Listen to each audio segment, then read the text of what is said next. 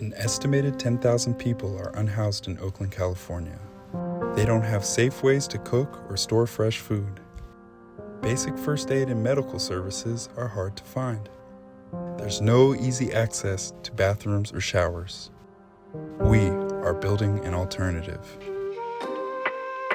This project represents hope. How do we actually create homes, for the houseless? Cobb on Wood is a project that grew out of the needs of the residents of Wood Street. The fires we used to have here, they would spread sometimes and people's campers would burn down. So it became an issue with safety. This is one of the reasons why we need a kitchen, because this is our kitchen right here. This is very toxic, this is very dangerous. Cooking food on Wood Street is very difficult. We would constantly run out of propane and would just have to eat snacks for the rest of the month. So here we have our nice refrigerator that is always stocked to the point of busting out. Now that we can have fresh vegetables and cook them right, I think people will start getting a little bit more healthy. I've just lived my life in there since you guys did finish it, because I'm in there every meal. I'm in there all the time, because it's great. I can eat again, I'm probably losing weight because I wasn't eating as much. Because of you that we got a lot of food, right? Thank you. When you're living with the stress of what you're going to eat or how you're going to care for your body in a very basic way, it leaves you unavailable to think about larger things like how one might get a job or start to navigate the process of applying for housing.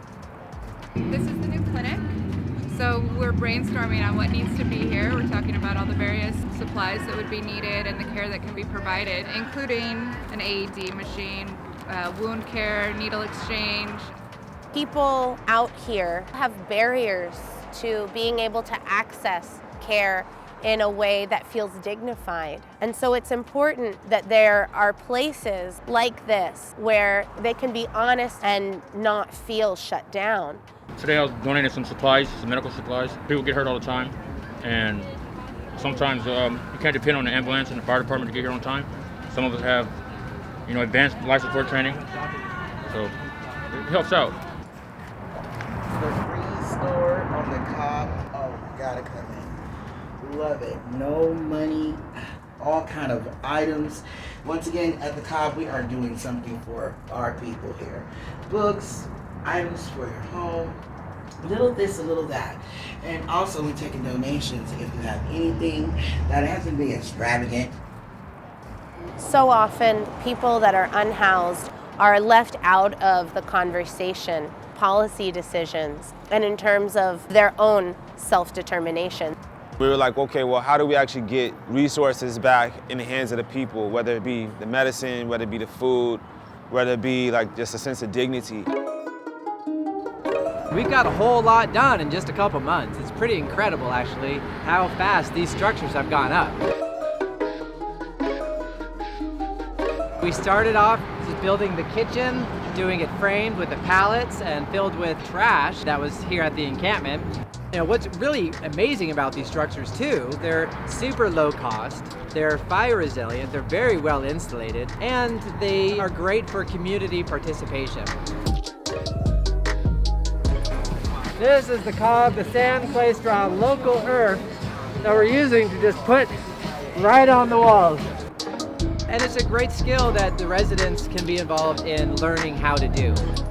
Anytime you have an artistic event happening in your life that you're in full control of or any way near control, you have a changing experience with it, of course. To show unhoused folks that they are deserving of something artisan and intentional, and that hundreds of people are donating their time to build with them, for them. It's planting the seed of them going on an upward trajectory, I am worth it, I deserve this, this is for me, let me join it and boost others up in the same way. There's nothing better that anybody could be doing than living their dream and helping other people at the same time. So that's why, I'll do anything I can to help out around here. anything that we can have to educate us, cooking, life skills, hard skills, soft skills, is good. This is the first place I've ever seen like this. It's like Disneyland.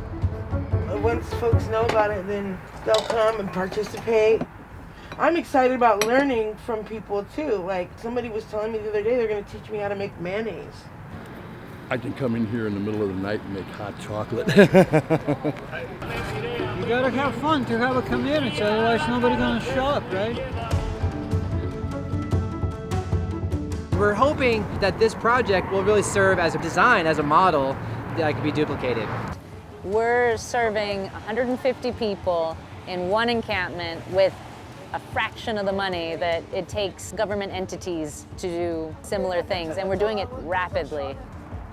We're seeing, well, what do we have around us? What community we have around us? How can we build something from the richness of our community that we currently have? I see things like this as being part of that big solution. It's that first step towards being able to live in dignity. I get my foundation back. And if I get my foundation back, then I can have my family back. And that means more to me than anything anybody can give me.